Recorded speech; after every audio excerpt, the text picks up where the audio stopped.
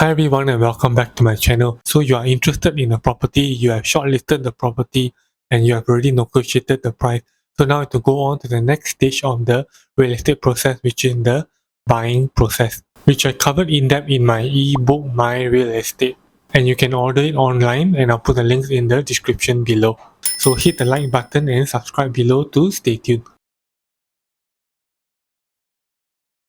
Okay, so before we get into the real estate buying process itself, let's create the setting and background for this buying process. So here we have the property, which we will use as an illustration for this buying process. So firstly, this property is a sub-sale property. It is not a new launch or under-con property. Then secondly, it is a freehold property. It is an individual title property. It is a landed residential property and it is free from encumbrances.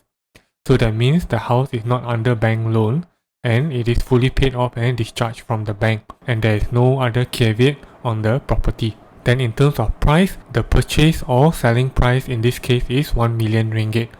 And for you as a buyer, you are taking a 90% margin of financing, or you're taking a 90% bank loan. So with these points, these are to help illustrate the real estate buying process in a simpler and non-complex manner. Of course, in reality, there's a lot of differences and variations when it comes to the buying process.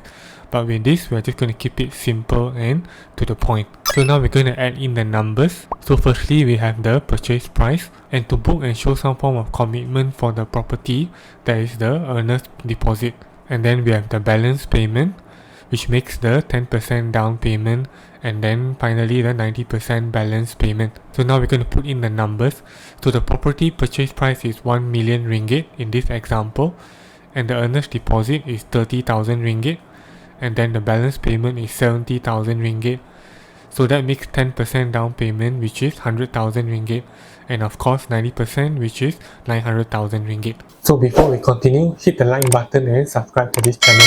So now we're going to go into the buying process itself. So after having viewed the property and you have negotiated on the price, the next step is to put in black and white and to start the process officially. And before we continue with the buying process, note here that this is just an example in this buying process. In reality, always refer back to the terms and conditions in the confirmation for sales form and purchase agreement. And if you are unsure about any legal terms or anything in any of the forms and agreement, please consult your lawyer or real estate agent. So now to the initial stage and the first part of the buying process, which is for the buyer and seller to sign the confirmation for sales form. Some agencies may term it as agreement to purchase, or in short also known as the ATP. And the standard practice is for the buyer to sign first and then the seller to countersign. And for the buyer, the signing goes hand in hand with the earnest deposit. So in this example, the earnest deposit is 3%, and the earnest deposit is to be paid to the agency's client account as stakeholder. The earnest deposit is not to be paid to the agent's personal account. This is according to the real estate body's rules and regulations in Malaysia. In some cases, of course, the buyers may ask for the earnest deposit to be lesser, for example, maybe like 2% earnest deposit. In such cases, it boils back to willing buyer and willing seller, and always look back at the confirmation for sales form that is signed between both parties. So after both parties have signed the confirmation for sales form or the agreement to purchase and the earnest deposit have been confirmed paid, this is the next stage of the buying process, which is for you as the buyer to apply and get bank loan approved. And once your bank loan has been approved, you can receive an offer letter from the bank, also known as the letter of offer or LO. And then also for the sales and purchase agreement to be drafted. So the standard practice for this is to be done in 21 working days. And working days means that weekends and public holidays are not inclusive. So 21 working days works out to be about 1 month. In some cases, of course, you, the buyer or the seller, may ask for a shorter period to get the bank loan and for the sales and purchase agreement to be drafted. So in some cases, of course, the working days can be shortened to 14 working days. Of course, this is back to willing buyer and willing seller, and always look back at your confirmation for sales form. So after you've gotten your bank loan approved and the letter of offer from the bank, and both parties are satisfied with the terms and conditions and the clauses in the sales and purchase agreement, we move on to the next stage, which is the signing.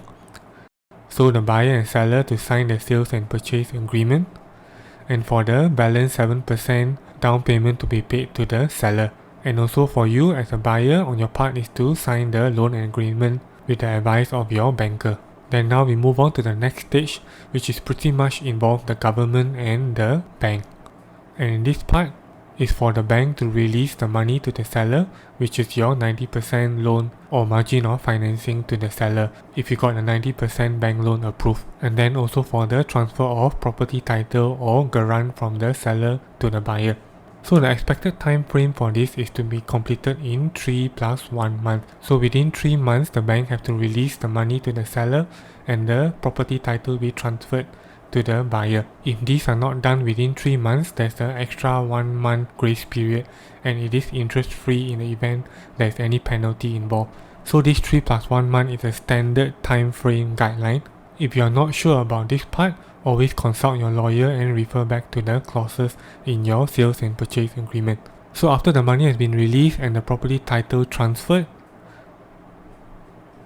the buying process is completed, which leads us to this stage, which is the final stage, which is vacant possession and the handover of keys to the buyer. So the standard practice usually is about 3 to 5 working days, but again always refer back to your sales and purchase agreement and consult your lawyer. So this whole process is built on the basis that the property of course is a sub-sale property. That means you are buying the property from another owner, and the property is a freehold property. That means the property is not leasehold and you don't need consent from the government or developer to transfer the title. And the property of course is free from encumbrances. There is no caveat or any other legal blockages on the property, and the property is still not charged or tied to the bank. That means the bank still has some form of ownership on the property. So in a gist, this is the buying process in illustration. As for the numbers that we saw earlier, like for the earnest deposit, balance payment and down payment, we are going to fill in the blanks. And going back to the 1 million purchase price, in the beginning here we will have the 30,000 earnest deposit, which is 3%, which here makes up the 10% down payment. And when you sign the SPA, you have to pay the balance 7%, which is 70,000. So 30 plus 70 makes the 100,000 or 10% down payment. And then the 90% balance payment from the bank if you're taking a 90% bank loan. So this amounts to 900,000. So all in all, we have here the 100,000, which is 10% down payment, 900,000, which is 900,000 90% balance payment, which makes up the 1 million purchase price. So if you had any doubts on the real estate buying process, and in today's video you gain some insight and better understanding about the buying process itself, especially for sub-sale properties, which I covered in depth in my ebook My Real Estate, and you can order it online and I'll put the links in the description below. And in future videos I might also cover the real estate buying process for leasehold properties or properties with different balance payment and down payment, or new launch properties and the buying process involved. I appreciate if you can hit the like button and subscribe to this channel to stay tuned for more.